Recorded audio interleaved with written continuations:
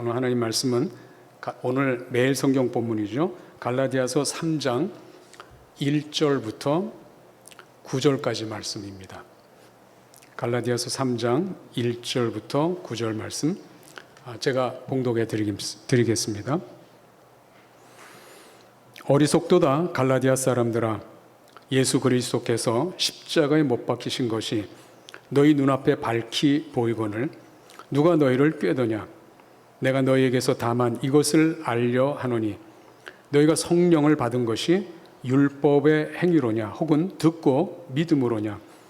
너희가 이같이 어리석으냐? 성령으로 시작하였다가 이제는 육체로 마치겠느냐? 너희가 이같이 많은 괴로움을 헛되이 받았느냐? 과연 헛되냐?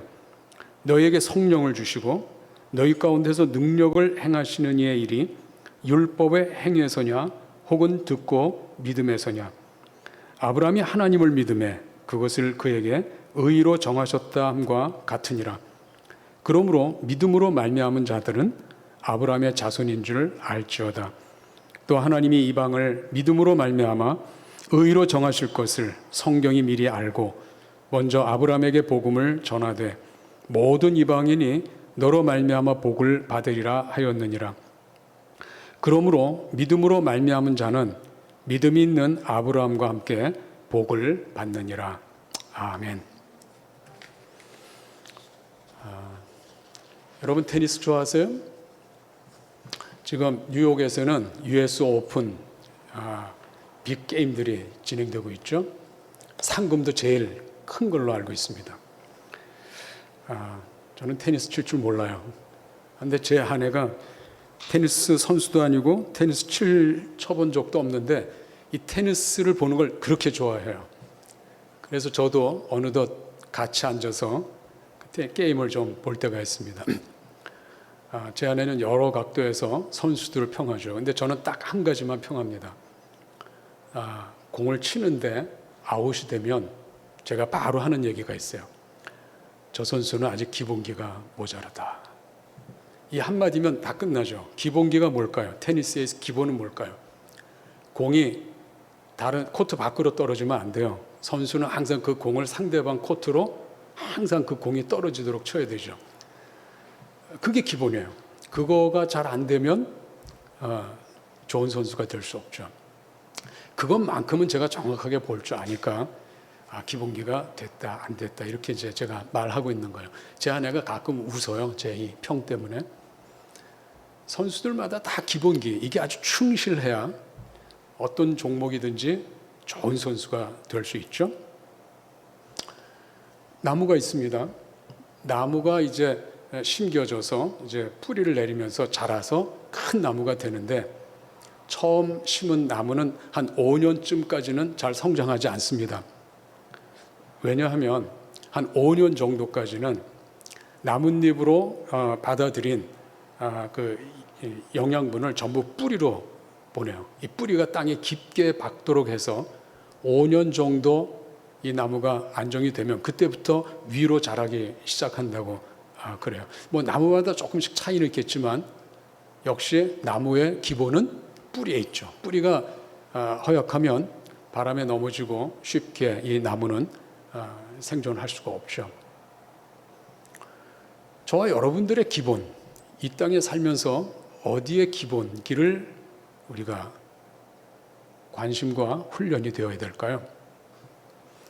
보통 우리가 신앙생활하면서 특별히 우리의 신앙의 기본기, 그 뿌리는 어디에 해당이 될까? 제가 오늘 여러분 갈라디아 3장 오늘 1절부터 9절까지 읽어드렸는데 바울은 이 갈라디아 교회 성도들을 향해서 신앙의 가장 베이직, 이 기본에 대해서, 뿌리에 대해서 지금 얼마나 참 중심되는 이 메시지를 여기 담고 또 전하는지 모르겠습니다. 여러분 3장 1절에 보면 이렇게 기록되어 있죠. 어리석도다 갈라디아 사람들아, 예수 그리스도께서 십자가에 못 박히신 것이 너희 눈앞에 밝히 보이거늘 누가 너희를 꾀더냐. 바울이 3장 1절에 들어와서는 갈라디아 교인들에게 어리석도다라고 해요. 이 어리석다는 얘기를 3절에서 또 한 번 하죠. 너희가 이같이 어리석으냐? 성령으로 시작하였다가 이제는 육체로 마치겠느냐? 아니, 예수를 믿는데 누구는 괜찮고 누구는 어리석다. 이 어리석다는 얘기를 듣는 것은 결국 바울이 갈라디아 교인들에게 여러분들은 신앙의 기본기가 지금 흔들리고 있다. 이 뿌리가 지금 흔들리고 있다. 그런 의미로 던지는 메시지라고 할 수가 있어요. 여러분의 신앙에 대해서 여러분 스스로 평가하거나 아니면 주위에서 여러분의 신앙에 대해서 한마디 해줄 때, 여러분 참, 당신은 참 신앙이 좋습니다. 믿음이 좋습니다. 이제 그런 말을 듣고 있는지, 아니면 바울이 갈라디아 교회를 향해서 전했던 이 메시지, 어리석도다 하는 이 메시지를 듣게 되는지. 여기 지금 어리석다라고 하는 이 표현을 쓴 이유가 어디에 있을까요? 3장 1절에 보면 이렇게 설명되어 있습니다. 어리석도다 갈라디아 사람들아, 예수 그리스도께서 십자가에 못 박히신 것이 너희 눈앞에 밝히 보이거늘 누가 너희를 꾀더냐. 갈라디아 교회 성도들은 바울로부터 복음을 들었어요. 그리고 그 복음을 듣고 믿고 예수님을 믿은 후에 신앙생활을 잘 했습니다. 그런데 어느 날 갈라디아 교회 안에 다른 복음을 전하는 선생들이 찾아온 거예요. 그들은 유대인들이었고 유대인이지만 예수를 믿는 유대인이에요. 만약 예수를 안 믿었다면 함께 할 수 없었죠. 함께 할 수 있었다는 얘기는 찾아온 유대인 선생들이 예수를 믿었다는 뜻이에요. 근데 바울의 가르침하고 다른 가르침을 갈라디아 교회 성도들에게 하고 있습니다. 바울은 복음을 전했는데 그 복음 플러스 다른 복음이 더 곁들여진 거예요. 물론 갈라디아서 1장서부터 쭉 읽다 보면 이 다른 복음은 모세의 율법이란 이 사실을 깨닫게 됩니다.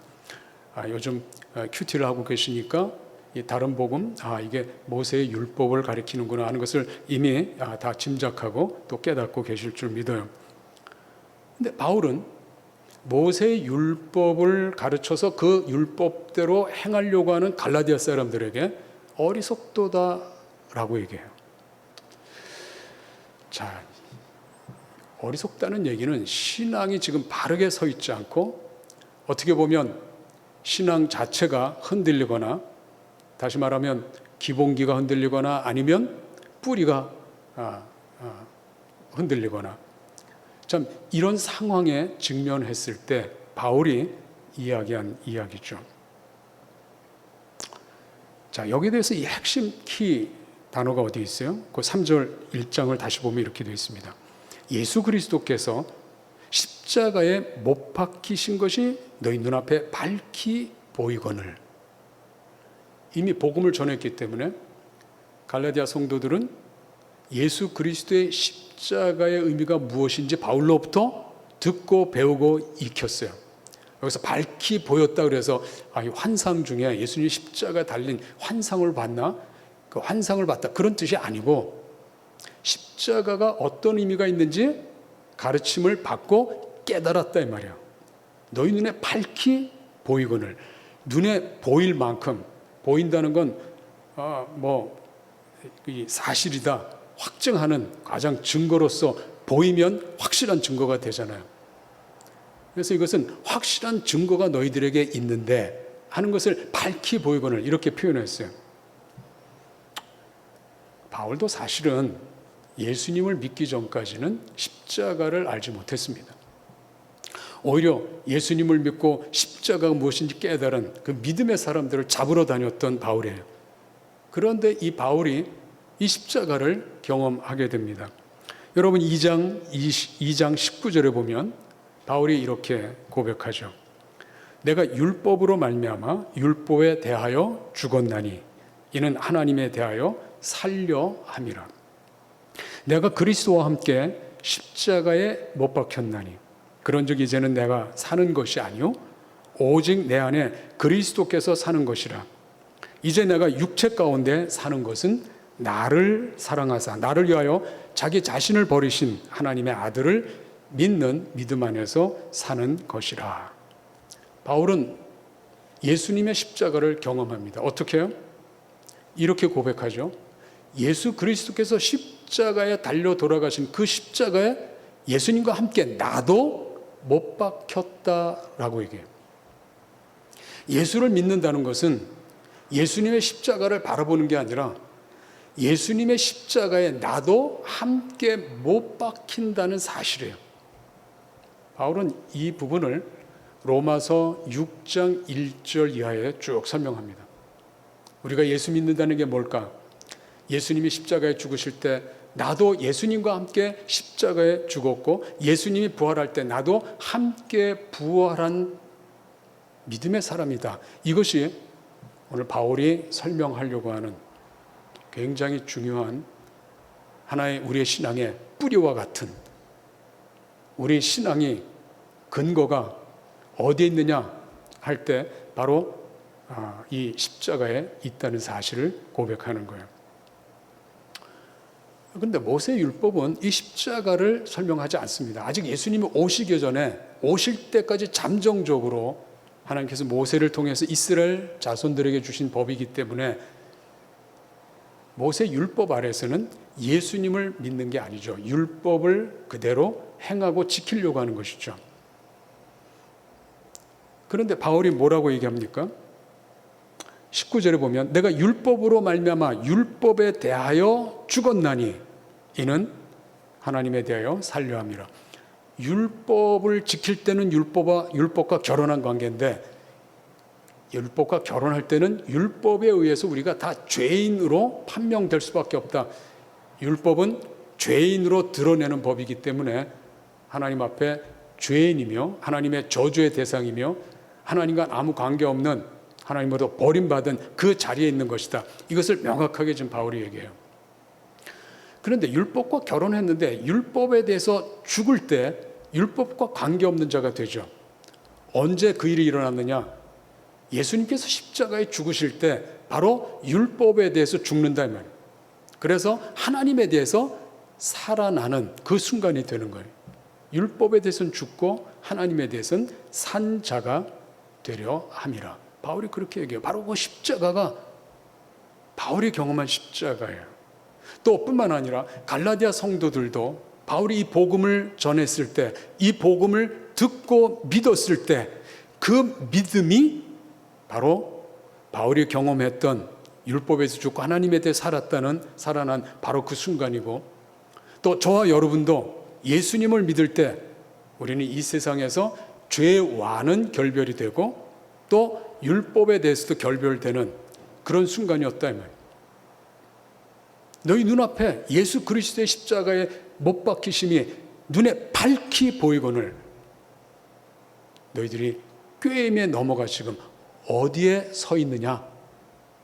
예수님의 십자가라는 터 위에 뿌리를 내리는 게 아니라 그 뿌리를 째 뽑아서 지금 너희들은 율법이라는 터 위에 너희가 뿌리를 내리려고 하는데 어리석도다. 어리석도다. 왜 그럴까요? 모세 율법을 통해서는요, 가나안 땅에서 주실 복을 위해서 주신 것인데 이 복은 이스라엘 백성들이 율법을 지켜서 아무도 그것을 얻어낼 수가 없었어요. 복을 받을 수가 없었어요.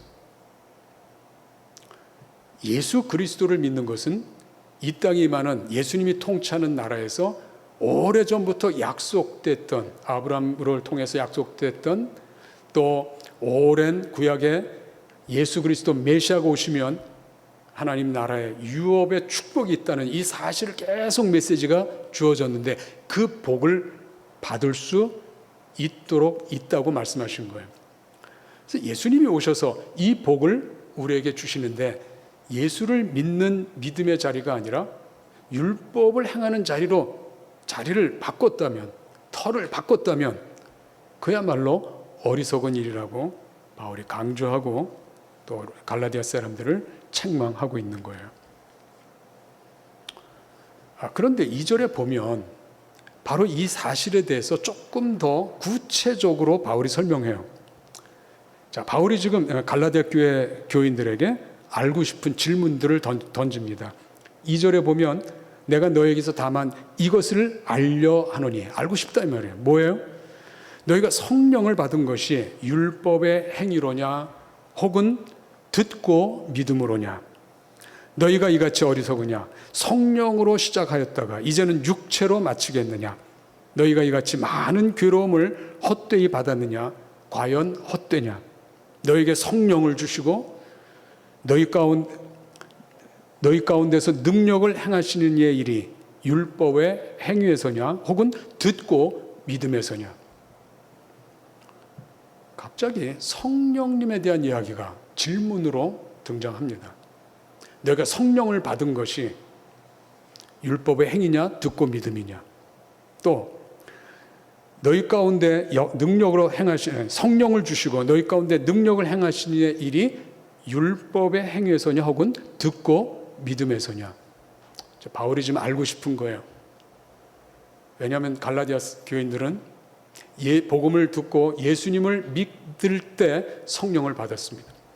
또 성령이 오시자 성령의 인도하심 통해서 살아가는 신실한 믿음의 하나님의 자녀들, 하나님의 백성들이 되었습니다.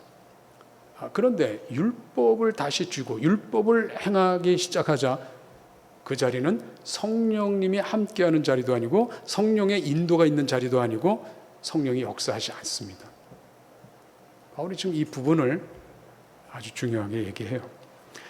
자, 2절부터 5절까지 여러분 보시면 바울이 질문을 7번 해요. 간단하죠? 여기 보면 율법의 2절에 보면 누가 너희를 꾀더냐 1절, 2절에 보면 너희가 성령을 받은 것이 율법의 행위로냐 혹은 듣고 믿음으로냐.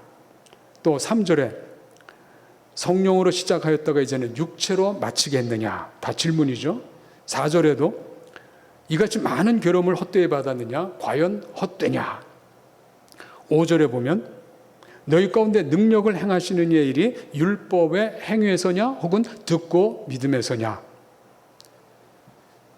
이 질문들을 지금 수없이 던지는 것처럼 보이는데 이 질문에 대한 이 굉장히 이 요지, 이 초점이 아주 중요합니다. 바울이 이 질문을 통해서 크게 두 가지의 관점에서 질문하고 있는 거예요. 작은 질문들이 7개지만 엄밀히 말하면 큰 질문 2가지를 던지는 거예요. 2장에 보면 성령을 받은 것에 대해서 질문합니다. 성령을 받은 것이 율법의 행위로냐 혹은 듣고 믿음에서냐. 이 첫 번째 이 질문에 해당되는 이 큰 질문은 구원에 관한 것입니다. 구원에 관한 것이에요. 지금 이 성경에서 우리가 잘 알아야 될 것은 구원에 관한 이 질문은 여러 각도에서 설명이 돼요. 그런데 늘 제가 성경 공부나 말씀을 전할 때마다 가르치는 것이 있죠. 성경에서는 이 구원 안에는 크게 둘로 있는데 하나는 안 믿다가 예수 믿으면서 구원받는 구원하고 또 하나는 예수를 잘 믿으면서 예수님께서 약속하신 안식을 쟁취하는 유업의 복. 아마 오늘 처음 오신 분들은 이 표현들이 좀 익숙하지 않을 거예요. 그래서 성경이 지금 표현하고 있는 표현들이기 때문에 이 표현 그대로 쓰는 거예요. 예수님을 믿을 때 예수님 통해서 우리가 구원받는데 그 구원은 앞으로 예수님께서 이 땅에 통치하시는 하나님의 나라가 있는데 그 하나님의 나라에 참여하고 그 나라의 복을 받는 이 목적 때문에 예수님께서 구원을 베푸시는 거예요. 그래서 첫 번째 질문은 바로 그 하나님의 나라의 유업의 복의 대상이 되는 구원을 얘기해요. 여기서 성령을 받았다. 이 말은 앞으로 예수님이 통치하는 나라의 대상으로서 그 나라를 상속받을 자격이 있는 자로서 너희들이 성령을 받은 것이다 하는 것이에요. 그래서 예수님께서 부활하시기 전에는 제자들에게 내가 십자가에 죽으시고 부활한 후 승천한 이후에 너희들에게 성령을 보내시겠다. 너에게 성령을 주겠다. 이렇게 약속합니다. 근데 그 약속이 이루어진 것이 오순절이죠. 예루살렘 교회 오순절 사건은 앞으로 예수님께서 이 땅에 임하실 때, 그래서 하나님 나라를 이 땅에 통치자로 나타나실 때 초대교회, 예루살렘 교회를 비롯해서 사도행전에 수많은 이방인 교회들이 생기는데 이 교회들이 앞으로 있을 하나님의 나라에 참여할 뿐만 아니라 그 나라의 복을, 그 유업의 복을 누리는 이러한 큰 은혜가 있을 것이다. 그러기 위해서는 먼저 예수님을 통해서 인정을 받아야 되죠. 그래서 처음 이 질문, 2절에 나오는 성령을 받은 것이 율법의 행위로냐 혹은 듣고 믿음이냐, 이 질문은 너희가 지금 예수를 믿을 때 성령을 받았는데 그게 믿음이었냐 아니면 율법을 지켰기 때문에 받은 거냐, 이 성령을 받은 것이 너에게 증거가 되는데 이 성령을 통해서 너희가 앞으로 약속이 있다. 하나님 나라 유업에 참여할 약속이 있다. 너희들이 상속 자격을 가진 상속자가 되었다. 바로 그 증거인데 이것은 예수 믿을 때 일어났던 사실이 아니냐. 이미 성령을 너희가 받았는데 왜 다시 율법으로 돌아가려고 하느냐 하는 질문이에요. 사도행전에 이 사실이 잘 기록되어 있어요. 여러분 사도행전 2장 16절 우리 한번 잠깐 보실까요? 사도행전 2장 16절을 보시면 베드로의 긴 설교가 나타나요. 이 설교 중에 16절에 구약 요엘 선지자가 예언했던 한 토막의 예언을 여기 기록해 놨습니다. 17절에 보면 16절 이는 곧 선지자 요엘을 통하여 말씀하신 것이니 일러스되 하나님 말씀하시기를 말세에 내가 내 영을 모든 육체에 부어주리니. 영을, 이 땅에 있는 모든 육체, 육체란 말은 플래시, 몸, 바디가 아니고 플래시, 모든 하나님이 아직도 함께 할 수 없는 그런 존재들에게 영을 부어주셔서 하나님이 함께 할 수 있는 그런 하나님의 사람으로 세우게 될 텐데 이 영, 즉 성령을 모든 육체에게 부어주실 것이다. 자, 그러면서 21절에 보면 누구든지 주의 이름을 부르는 자는 구원을 받으리라. 자, 이 말씀은 유대인들에게 이 메시지를 전한 거예요. 이방인이 아닙니다. 유대인들은 오랫동안 율법 아래 있었고 율법을 지킴으로 복을 얻으려고 얼마나 애를 썼는지 몰라요. 물론 그 율법을 다 못 지키죠. 율법 앞에서 다 죄인으로 드러날 수밖에 없었죠. 하지만 이제 성령을 통해서 율법을 지키는 것이 아니라 성령을 통해서 새로운 하나님의 복의 시대가 열리게 되는데 주님의 이름을 부르면, 예수 그리스도의 이름을 부르면 구원을 받는다. 이 구원은 바로 바울이 얘기한 성령을 받는 바로 그 순간을 이야기합니다. 조금 더 살펴보시면요. 2장 32절입니다. 이 예수를 하나님이 살리신지라 우리가 다 이 일의 증인이로다. 하나님이 오른손으로 예수를 높이심에 그가 약속하신 성령을 아버지께 받아서 너희가 보고 듣는 이것을 부어주셨느니라. 오순절에 성령이 임하는 것을 보고 많은 사람들이 이상히 여겼는데 성령이 임하는 이 사실은 예수님이 보내셨다. 너희가 죽였던 바로 그 예수님, 하나님이 살리셔서 하나님이 그 예수를 높이셨다. 예수님이 하나님 보좌 우편에 앉으심으로 하나님의 왕권을 상속받는 자리에 앉으셔서 이제는 하나님의 성령을 예수님께서 예수 믿는 누구에든지 성령을 주시는, 그래서 이 성령을 지금 우리에게 부어주신 것이다. 베드로가 아주 자세히 잘 설명하고 있어요. 예수를 믿을 때 성령이 임하는 거예요. 자, 사도행전 11장도 한 번 더 보시겠습니다. 사도행전 11장 12절에 보면 이번엔 베드로가 고넬료를 방문했어요. 그런데 이 고넬료는 이방인이었죠. 그 당시에 유대인이 이방인을 만나면 사람들이 멸시하고 지탄합니다. 그것은 율법에 어긋난이라고 정죄합니다. 그런데 베드로가 고넬료 이방인을 만나고 돌아왔어요. 그 소문이 퍼졌어요. 그때 이방인 만났다는 사실을 놓고 베드로를 향해서 사람들이 막 뭐라 해요. 그때 이 일은 개인의 결정이 아니고 성령께서 나를 인도하셔서 한 일이다라는 것을 분명히 밝힙니다. 11장 12절. 성령이 내게 명하사 아무 의심 말고 함께 가라 하시매 이 6 형제도 나와 함께 가서 그 사람의 집에 들어가니 그가 우리에게 말하기를 천사가 내 집에 서서 말하되 내가 사람을 요빠에 보내어 베드로란 시몬을 청하라. 그가 너와 내 온 집이 구원을 받을 말씀을 내게 이르리라 함을 보았다 하거늘 내가 말을 시작할 때 성령이 그들에게 임하시기를 처음 우리에게 하신 것 같이 하는지라. 베드로가 설교를 시작하고 그 말씀을 듣는 바로 그 모인 이방인 무리들, 고넬료의 가정과 거기에 모인 많은 종들, 이 이방인 그룹이죠. 베드로가 말씀을 설교하면서 가르치자 그 말씀을 듣는 가운데 성령이 임하시는 거예요. 여러분 성령님을 받으셨어요? 여러분 예수를 믿는다고 고백하는데 여러분 안에 성령님이 함께 계신 것을 여러분 인지하고 있습니까? 깨닫고 있습니까? 확신하고 있습니까? 우리가 예수를 믿으면서도 가장 이 기본기가 뭘까요? 예수를 믿는다 하는 것은 곧 성령이 내게 임하셨고 나와 함께 계신다는 굉장히 중요한 사실이에요. 이 진리는 기본이에요.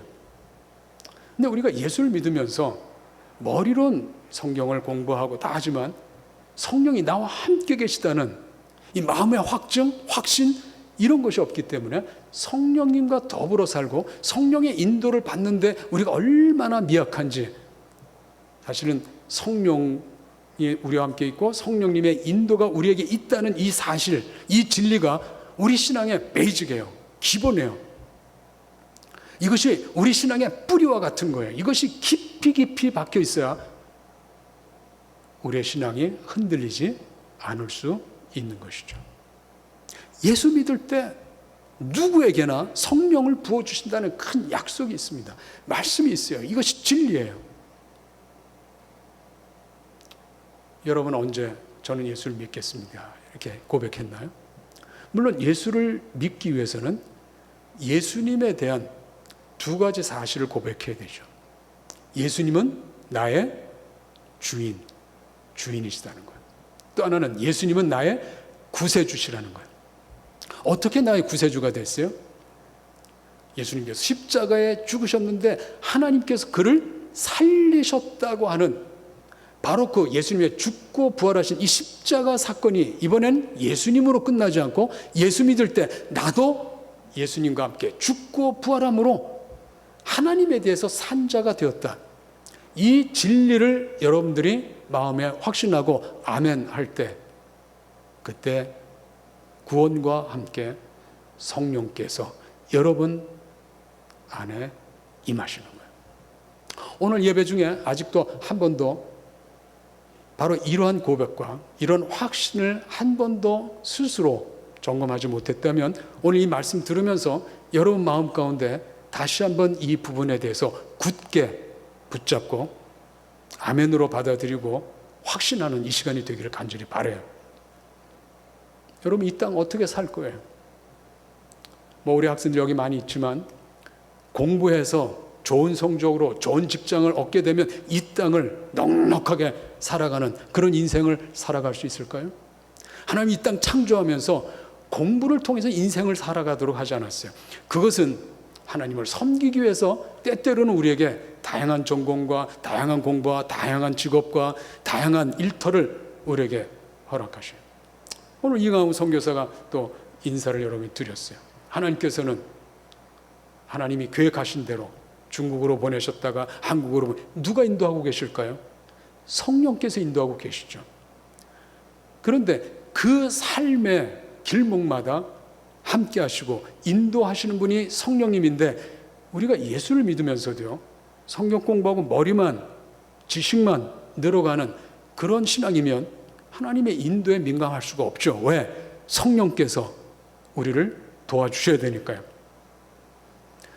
그래서 예수님께서 말씀하셨어요. 내가 가면 너에게 보혜사 성령을 보내주는데 그는 진리의 영이시다. 그 진리의 영이 너에게 임하시면 너에게 앞으로 어떻게 살아야 되는지, 이 세상이 어떤 세상인지를 다 알려줄 것이다. 여러분, 요한복음 16장 5절부터 15절 이하에 보면 예수님께서 그분에 대해서 잘 설명해 놨어요. 그 중에 한 대목을 제가 읽어 드릴게요.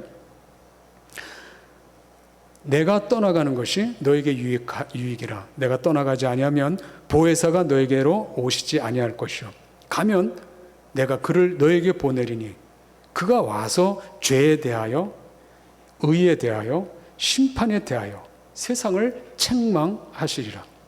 죄에 대하여라 하면 그들이 나를 믿지 아니하며 의에 대하여라 하면 내가 아버지께로 가니 너희가 나를 보지 못하며 심판에 대하여라 하면 이 세상 임금이 심판을 받았음이니라. 내가 아직도 너에게 이를 것이 많으나 지금은 너희가 감당하지 못하리라. 그러나 진리의 성령이 오시면 그가 너희를 모든 진리 가운데로 인도하시리니 스스로 말하지 않고 오직 들은 것을 말하며 장래일을 너희에게 알리시리라. 예수님께서, 성령님께서 어떤 분인가를 제자들에게 잘 설명하고 있어요. 바로 그 성령님이 여러분이 예수 믿을 때 여러분 안에 임재하셔서 여러분 인생을 이끌어 가신다 이 말이에요. 여러분이 상상하는 것보다 훨씬 더 풍성한, 훨씬 더 이 땅에 하나님의 놀라운 계획 가운데 여러분을 초청하셔서 여러분이 지금 하고 있는 공부를 사용하시고 여러분이 하고 있는 직업을 사용하시고 하고 있는 비즈니스 사용하신다 이 말이에요. 우리가 하나님의 나라, 이 땅이만 하나님 나라 속에서 우리가 어떠한 존재인가, 어떤 삶을 살 것인가, 내가 정말 이 땅에 살면서 어디에 어느 진리의 뿌리를 내리고 있는가, 이것이 여러분이 오늘 이 시간을 통해서 분명하게 붙잡는 놀라운 시간이 되기를 바라요. 이것을 우리가 붙잡아야 우리 인생이 하나님 앞에 어떤 의미가 있는지를 깨달을 수 있거든요. 그래서 바울이 지금 안타까운 마음으로 갈라디아 교회에 얘기하는 거예요. 어리석은 자들아, 어리석은 자들아. 성령을 받은 것이 모세의 율법을 지켜서냐, 아니면 예수 그리스도의 십자가 죽으심과 부활을 듣고 믿음에서냐. 우리는 예수를 믿는다고 고백하고 있잖아요. 예수님을 믿는다고 고백하면 분명한 것은, 제가 확신 있게 여러분에게 말씀드리고 싶은 것은 여러분 안에 성령님이 함께 계시는 거예요. 이미 임하여 계시는 거예요. 근데 바울이 두 번째 큰 덩어리 질문을 또 던지고 있죠. 어떻게 던지고 있습니까? 3절에 보면 너희가 이같이 어리석으냐, 성령으로 시작하였다가 이제는 육체로 마치겠느냐, 너희가 이같이 많은 괴로움을 헛되이 받았느냐, 과연 헛되냐. 3절 4절이 의미하는 게 뭐예요? 예수 믿는 그 순간을 얘기하는 게 아니죠. 예수 믿고 성령을 받았는데 그 다음부터 성령님과 함께 사는 인생의 길인데, 너희들이 성령으로 시작했다가 이제 육체로 마치겠느냐? 성령을 통해서는 하나님의 나라가 약속되어 있는데 육체로 바뀌면, 터를 바꾸면 하나님 나라에 대한 소망은 없어지고 육체를 통해서 하나님 나라의 유업을 받을 상속 자격이 박탈된다 이런 말이에요. 이것은 구원을 못 받는다 그런 뜻이 아니라 유업을 못 받는다는 뜻이에요. 그래서 그 다음에 4절에 이렇게 되어 있어요. 너희가 이같이 많은 괴로움을 헛되이 받았느냐. 과연 헛되냐? 예수를 믿으면서 성령의 인도에 따라 힘들고 어려운 순간을 경험할 때 그때마다 인내하고 참고 이 믿음을 지켜가고 있었는데, 그래서 얼마나 많은 고난이 있었는데 그 괴로움 받은 순간이 그렇게 많은데 한순간에 율법을 지키겠다고 나서는 그 순간, 지금까지 믿음을 통해서 힘든 시간, 어려운 시간 다 견뎠는데 허망하게 꿈이 무너지는 거예요. 하나님 나라 약속이 허망해지는 거예요. 너희 고난이 헛된 거냐? 조금만 더 인내하고 조금만 더 믿음을 지키면 약속된 그분의 나라가 임하고 그분의 나라 가운데 거하는 풍성한 삶이 예비되어 있는데 왜 인내하지 못하고 잠깐 귀가 어두워져서 바울이 전한 복음을 떠나서 다른 선생들이 와서 가르친 율법을 따라 행하려고 하느냐? 끝까지 성령의 인도 속에 있어야 된다. 그러면서 5절에 너에게 성령을 주시고 너희 가운데서 능력을 행하시는 이의 일이 율법의 행위에서냐 혹은 듣고 믿음에서냐. 성령을 주신 것 누가 주시죠? 하나님의 성령을 예수님께서 아버지로부터 받아 성령을 주시고, 또 능력을 행하시는 이의 일. 무슨 일이죠 이것이? 성령을 통해서 능력 가운데 일을 행하셔서 기필코 그 일을 성취하는 그 목적, 바로 그 일이 뭐죠? 하나님의 나라라. 소위 말하면 천국 복음, 하나님의 나라 복음이 우리 삶 가운데 이루어지는 바로 그 일이 율법의 행위 때문에 성취될 거냐, 아니면 듣고 믿음에서 그 일이 성취되는 것이냐. 바울은 아주 분명하게 얘기했습니다. 어떤 때는 우리가 믿음으로 산다 하지만 믿고 믿음에 의해서 살고 성령에 의해서 사는 게 아니라 우리가 갖고 있는 경험과 지식에 의해서 인생을 살아가려고 하는 수많은, 그래서 그 대특징이 뭘까요?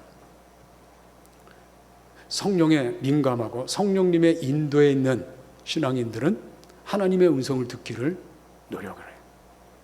말씀을 묵상하고 기도하고 하나님의 뜻이 무엇인지 다각도로 분별하려고 애를 써요. 하나님의 뜻이 분명하게 저에게 밝혀지기 원합니다. 이런 시간들을 참 많이 노력을 기울이죠. 우리 이강훈 선교사도 아까 말씀드렸죠. 7월 말까지도 중국에 가려고 계속 시도했어요. 하나님께서 허락지 않는 것을 깨닫고, 그럼 하나님 다음 스텝은 어디입니까? 하나님께서 계획했던 다른 계획들이 계속해서 인도가 됐어요.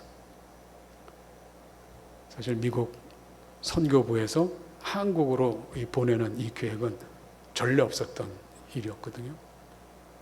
참 이것은 하나님의 선한 인도라는 것을 다시 한번 깨닫게 돼요. 그렇게 인도하시는 하나님을 찬양합니다.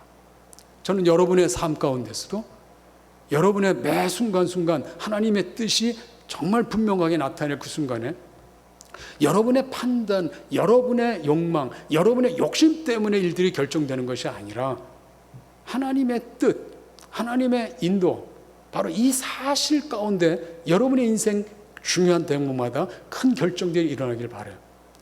근데 그 일 가운데는 성령이 함께 계시며 성령의 권능, 능력들이 나타나요. 여기서 성령의 능력, 그러니까 굉장히 파워풀한 힘에 대한 이런 부분을 얘기하는데, 성령께서 권능으로, 능력으로 이렇게 나타나는 순간은 예수 그리스도의 말씀을 묵상하는 그 조용한 시간에, 묵상하는 그 순간에, 그 말씀을 묵상할 때 성령께서 우리를 깨닫도록 터치해 주시는 그 터치의 순간도 그분의 능력이에요. 그 능력이 크고 작은 수많은 우리 삶 속에 일어나요. 베드로가 이방인을 만날 수 없는 그런 시간들을 보낼 때 성령께서 인도해 주시지 않았어요? 성령의 인도 때문에 이방인에 갈 수 있지 않았어요? 여러분 인생 가운데 성령님과 함께하고 성령의 인도 속에, 성령의 능력 속에 있는 것이, 이것이 우리 크리스천의 기본기예요. 이것이 우리 삶의 뿌리에 해당하는 아주 중요한 부분이에요. 여러분 이 사실을, 이 진리를 받아들이십니까? 우리 하늘문교회가 이제 우리가 대면 예배 시작하면서 우리가 계속 하나님 앞에 기도해요. 주님, 이제 우리가 지난 16년 동안 뿌리를 내리던 그런 시간이라면 이제부터 우리가 크게 성장하는, 그래서 우리의 이 성장이, 이 그늘이 많은 새들이 깃들여지는 그런 큰 은혜가 있을 줄로 믿습니다. 우리 영적인 부흥을 기대한다면 그것은 인간의 노력으로 부흥하는, 인간의 겉모습으로 부흥하는 그것이 부흥이 아니라 천국 복음이 뿌리를 내려서 우리의 삶이, 신앙이 성령님과 함께하며 성령의 인도 속에 사는 이 삶이 부흥이 되어야 돼요.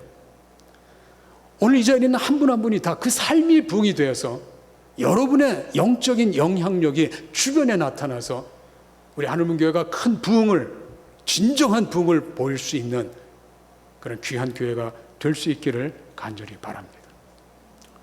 마지막으로 여기서 듣고 믿음이다, 듣고 믿음이다. 이 바울이 이것을 강조해요. 이 근거가 어디 있다고 지금 바울이 설명하는 줄 아세요? 6절에 보면 아브라함이 하나님을 믿음에 그것을 그에게 의로 정하셨다 함과 같으니라. 그런즉 믿음으로 말미암는 자들은 아브라함의 자손인 줄 알지어다.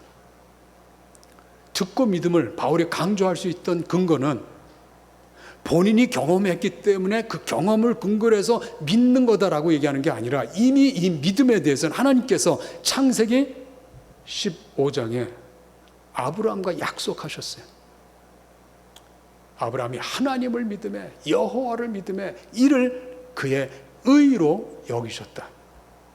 하나님께서는 믿는 자를 인정해 주시는 거예요. 우리 스스로 행위로, 우리 스스로 노력함으로써 성취되는 것이 아니라 하나님을 믿는 데서부터 그 뿌리를 내리게 되는데, 바울이 바로 이 믿음에 관한 부분을 아브라함의 믿음을 통해서 설명하고 있습니다. 이 아브라함의 믿음은 예수님의 믿음으로 종결이 됩니다. 예수님께서 십자가에 달리실 때 하나님 아버지를 믿었어요. 그의 뜻을 받아들였어요. 순종했어요. 바로 이 순종하는 그 믿음 가운데 하나님의 놀라운 역사, 하나님의 나라의 풍성한 역사들이 일어나요. 그래서 우리가 성령을 받을 뿐만 아니라 이제는 그 믿음의 열매, 바로 그 열매를 위해서 우리는 성령의 인도에 따라 순종하는 삶을 우리가 매일 매순간 살아가야 되는 것이죠. 바울은 너희가 성령을 받은 것이 율법을 행함으로냐 아니면 듣고 믿음이냐, 뿐만 아니라 능력으로 행하시는 일이 하나님의 나라가 이 땅에 임하고 그 유업을 받는 이 놀라운 하나님의 이 뜻과 계획이 율법을 행해서 성취되는 것이냐 아니면 듣고 믿음이냐. 우리 하나님교회가 듣고 믿음 위에 굳게 서서 그 증거로 한 분 한 분이 성령에 충만해서, 또 우리 공동체가 성령으로 충만해서 하나님께서 인정해서 오늘 이 땅에 저와 여러분들, 우리 교회가 하나님 나라를 곳곳에 증명하고 증거할 수 있는 힘 있는 교회가 될 수 있기를 주님의 이름으로 축원합니다. 우리 한 분 한 분이 다 이번 한 주도 성령의 충만함으로, 또 말씀을 묵상할 때도 성령의 터치와 깨달음을 허락해 주시도록 기도하면서 하나님의 뜻이 여러분 삶 가운데 정말 잘 드러나서 여러분이 한순간 살아가는 그 순간뿐만 아니라 여러분 전 인생이 하나님이 기뻐하시는 인생, 하나님의 뜻을 이루어가는 인생, 여러분의 가정이, 여러분의 일터가, 여러분의 전공하는 그 자리가 하나님께 영광 돌리는 그 자리가 되기를 간절히 소원합니다.